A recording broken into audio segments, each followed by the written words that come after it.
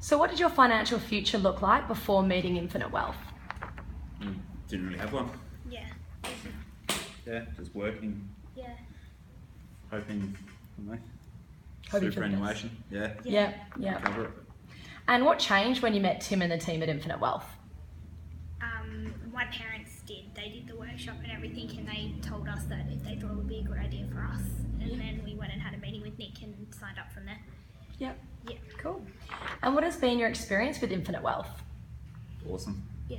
Yep. Yeah, it's been really helpful through the whole thing. 'Cause my situation wasn't the greatest at the start, and Nick worked with the banks and everything to get us moving, so it was good.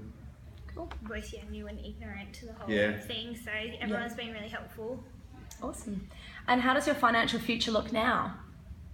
Better, definitely. Yeah. Definitely better. Cool. And would you recommend Infinite Wealth to your friends and family? And if so, why?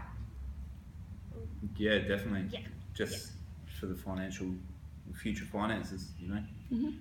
more retirement. And the support, you're not just buying a house and doing it on your own. Yeah. Yeah. Awesome. Thanks so much, guys. No worries.